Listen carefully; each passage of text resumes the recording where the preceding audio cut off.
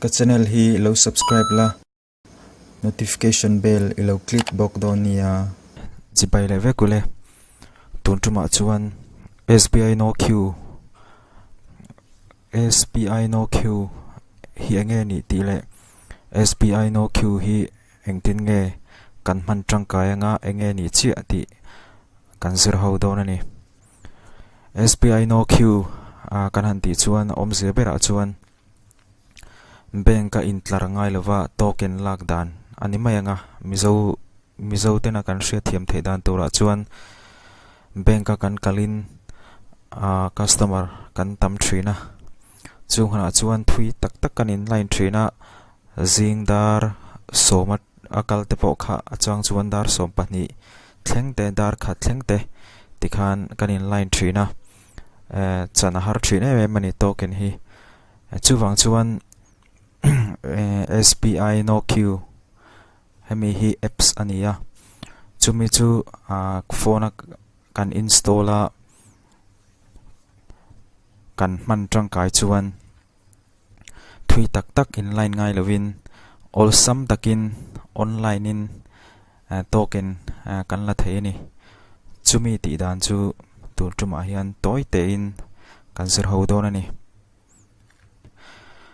amasabera chuan SBI no queue apps download angaya Play Store kan lutanga tuna hian Google Play Store kan tia kan luta chuan SBI no queue SBI emo SBI no queue ti kan tai panga tuna kan hmuang hian State Bank no queue ti lo langa chu kan click anga chuan State Bank no queue kan luta install kan click lenga chuan 5 MB size 5 MB ni chuan in 3.9 rating velani tihian kan install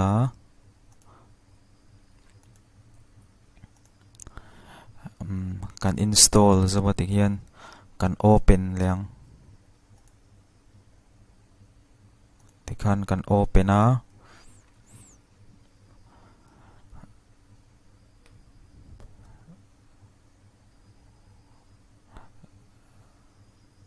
kan skip kan met lenga ti chuan kan ngak hret anga chan chu a process it lemin amuang hret thina SBI State Bank no queue ti nia apps ming hi kan ngak anga ti chuan ta hian prefer language alo langa prefer language hian English ti kan select anga chuan arrow next hi kan click ang English kan select anga next tikhan kan click chumi hnuah chuan my name ti te my mobile number my home branch ti te alo langa hengte kan fill up anga kan fill up zo hnuah sign up hi kan met tanga kan click anga ti chuan State Bank no queue registration chu kan zo don ani kan sign up zo don ani chuan my name hian mani ming kan chulu tanga chuan mobile number ani anga home branch om le home branch hi tihian kan zonga search option oma ta hian Aizol kan ni chuan Aizol SBI kan tianga tuntuma chuan scholarship kan omna hi scholarship ani wangin scholarship SBI ka tianga ti chuan option lo lang kha ka click mai don ani tian scholarship ti ka tai panga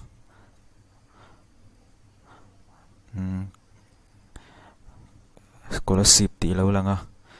hai hi ka click anga ti chuan ka sign up ang tikhan kan sign up zowa registration ti turang chi khachu kan zo to ti na ni tuna chuan bank ka kan kalanga ti chuan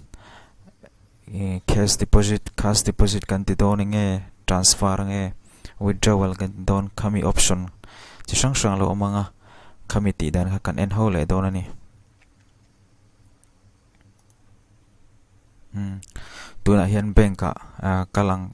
kan kalta ti chuan kan phone no queue apps kha kan zonga tuna hian hi SBI no queue ti ania hemi apps kan clicang nan kan click chuan ka hret angai thina ni chuan kan suang khan SBI bank hi aluna chuan claimin a process hi muang hret thina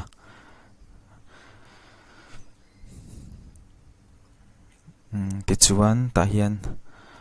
select service ti lo langa search ti lo lang boka ti chuan forex ti te green channel card to card check deposit te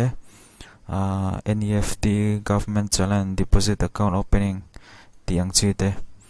loan account opening loan account maintenance loan against deposit ti te cash deposit below rupees 49,900 ti te kan singli sang kwa le zakwa noilam kan deposit don kan hemi hi click turania singli sang kwa le zakwa chunglam kan deposit don chon hi click turani chon cash withdrawal below 40,000 cash withdrawal above 40,000 ti te oma hi tun tuma hian poisa sing ni vel ka deposit dona chuwang chuan cash deposit below 49,900 ka click dona ni tigan ka clicka ti chuan ka click zo khan hemi hi lo lang ta Kolasi branch lo langa chuan State Bank of India Kolasi branch district Mizoram 796081 ti lo lang ta tap for details ti le book virtual ticket ti om ta tap for details a hian hei kan me chuan kan token details kha lo lang don ani chuan book virtual ticket hi kan click chuan token kha kan book ngal don ti na ni ti chuan book virtual ticket hi kan click anga tian kan clicka ti chuan branch Kolasi business hour 9:30 am to 3:30 pm anita dar kwa chan ve tanga tlailam dar thuma chan ve inkar chunga hian hemi SBI no queue hi aman theini dar thum le chan ve pel to chuan token lak thei to lo ti na ni chuan swipe up to book virtual ticket ti oma hei chunglama kan swipe apang tian kan swipe apa ti chuan an ngak hretanga ti chuan ka ticket number 2 NC178 ania hei hi bank kan kal chuan number alo in display thina computer chuta chuan kan token number kan ticket number kha alo lang thina NC178 aro in display huna automatic in kakal donani miron ko donani ti chuan heta hian alain activate lawa kan ngak hretanga chuan ama in aron activate mai donani hian this ticket has been activated atia chuan ka ticket number kha NC178 ania expected wait time kahma ami book hote an meng chu eng mozat an lo om ti na ta minisom ni pasari chung vel nga angai ti na ni minisom ni pasari nu vel chuan katran aron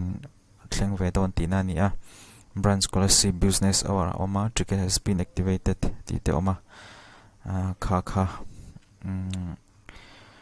SBI no queue book dan tlang pui chu ni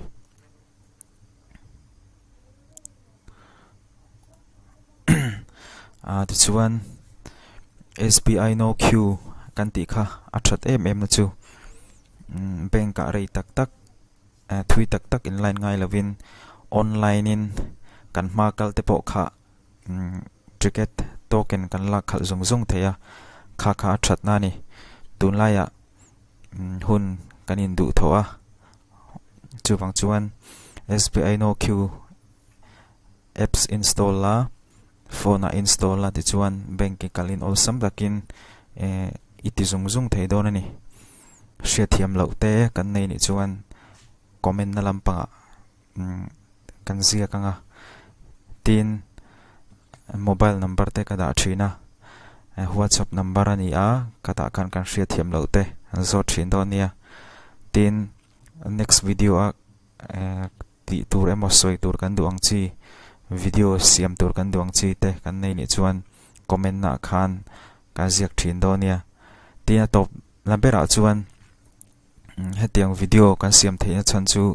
nangma ni wang ania clear tu te comment tu te like tu te viewer te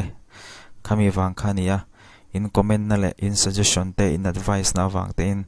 hetiang video te hi tan kan siam thina ni ti kha milo share sakula lo subscribe anga tin atam theng ber milo share sak thin do nia tuna tan chuan mutui mang tha ve ko le